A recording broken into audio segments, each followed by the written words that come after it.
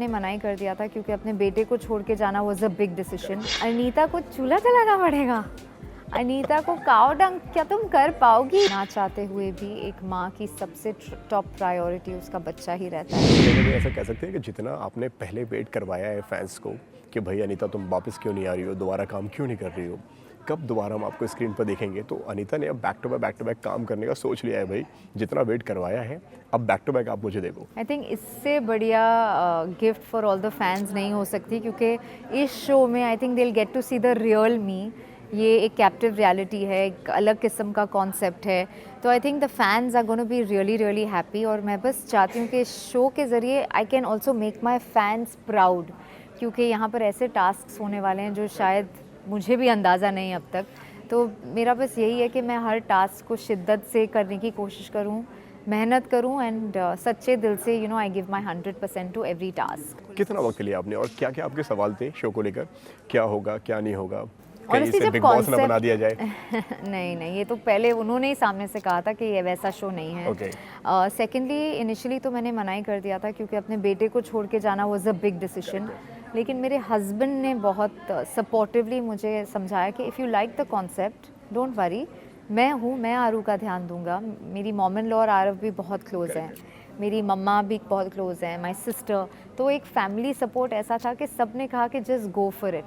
तो मैंने भी मौके का फ़ायदा उठाया, क्योंकि मुझे लगता है कि ये एक ऐसा शो है जहाँ it's like a reset button for me, क्योंकि अब तक लोगों ने मुझे सिर्फ विलन के किरदार में या एक सर्टेन किरदार में देखा है। तो इस शो के ज़रिए they can get to see the real me and hopefully इस शो के बाद मुझे अलग किस्मों के रोल मिलने लगे।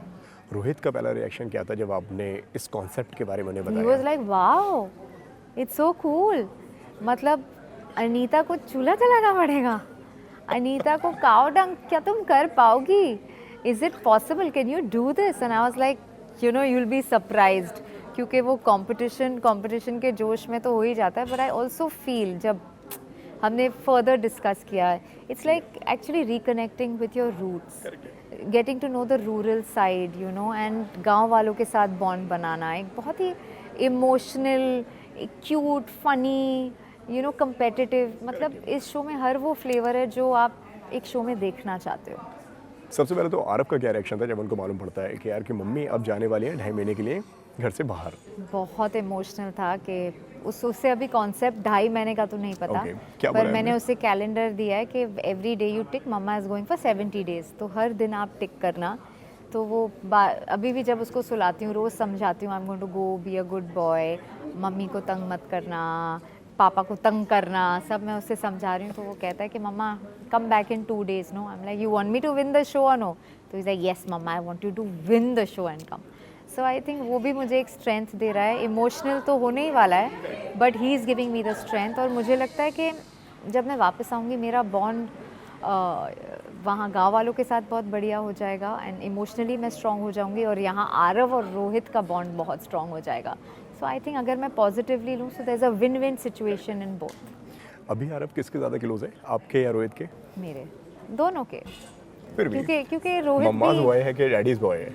जब मम्मा सामने है तो मम्माज बॉय, जब डैडी सामने है तो डैडीज बॉय, क्योंकि पापा कम टाइम स्पेंड करते हैं, राइट? तो जब भी मम्मा तो हर चीज़ के लिए डांटती है, तो इसलिए हर बेबी पापाज बॉय होता है, क्योंकि उन्हें लगता है कि अरे पापा डांटता नहीं है। ओके, अनीता मॉम कैसी है? स्ट्रिक्ट है या गलतियों पे माफ़ कर देती हैं, बेटा इस बार सुधारो अगली बार ठीक कर लेना? इस बार सुधार दो, अगली बार ठीक कर लेना, लेकिन कभी कभी गुस्सा भी आ जाता है। इट डिपेंड्स कि उसने क्या किया। अगर 3 बार समझाने के बाद चौथी बार किया तो मैं गुस्सा हो जाती हूँ। अगर पहली बार है, दूसरी बार है, तीसरी बार है तो प्यार से समझाती हूँ। कहीं ना कहीं मुश्किल हो जाता है एक एक्ट्रेस के लिए यार, एक पर्सनल एंड प्रोफेशनल लाइफ को मेंटेन साथ में कर पाना? आई थिंक मैंने आरू को पूरा एक टाइम दिया। अभी सुमन इंदौरी के बाद भी मुझे लगता है मैंने उसके साथ इतना टाइम स्पेंड किया, एक वो है। तो मुझे लगता है अगर आप वो अच्छे से बैलेंस करो तो ये सारी चीज़ें दिक्कत नहीं देती। आरव समझता है कि मम्मी एक्ट्रेस है? ऑफ कोर्स समझता है, वो मुझे टीवी पे भी देखता है और मुझे पूछता भी है, mamma why you did this, why she pushed you, why you push. So मैं सब बताती हूँ कि इट्स नॉट रियल।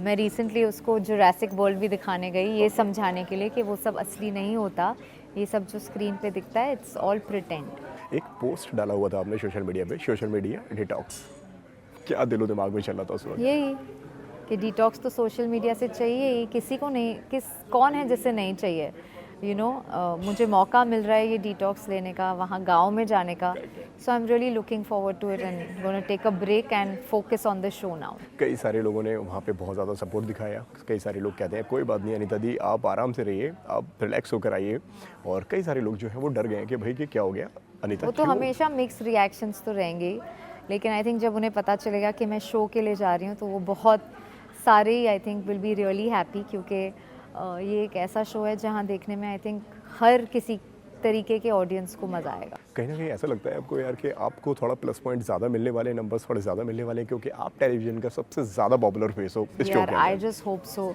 कभी कभी वो एडवांटेज हो सकता है, कभी कभी डिसएडवांटेज भी हो सकता है, क्या पता सारे कंटेस्टेंट मुझे वोट आउट ही कर दें पहले ही कि शी इज़ टू पॉपुलर। तो आई थिंक एडवांटेजेस डिसएडवांटेजेस दोनों ही हैं, लेकिन ये जो शो है it's more about the task. अगर आप अच्छा परफॉर्म करोगे तो कोई आपको हिला नहीं सकता, तो मेरा बस यही है कि 100% टास्क में दे। सबसे ज़्यादा टफ कंपटीशन किसको देखती हैं आप, जिससे आपको लगा हो यार कि ये ना बहुत तगड़ी लग रही है या बहुत तगड़ा है? आई थिंक सारे ही बहुत फिट लगते हैं, बहुत competitive हैं, यंग हैं, so to me everybody is equally a good competition, but I'm going to take it in a very healthy way and compete. Okay, किस चीज़ को सबसे ज़्यादा मिस करने वाली हैं? कोई चीज़ों की अगर मैं बात कहूँ तो, ना कि लोगों की। लोग तो जाहिर सी बात है रोहित को मिस करेंगे, आप आरव को मिस करेंगी, फैमिली को मिस करेंगी। चीज़ों को आई थिंक मैं जो मेरी मॉर्निंग चाय होती है उससे मिस करूँगी, वो तो मिलेगी ना वहाँ पे, पर हाथ में थोड़ी बनाओगी। मिलेगी, वही तो, मुझे हाथ में मिलने वाली चाय को मैं मिस करूँगी।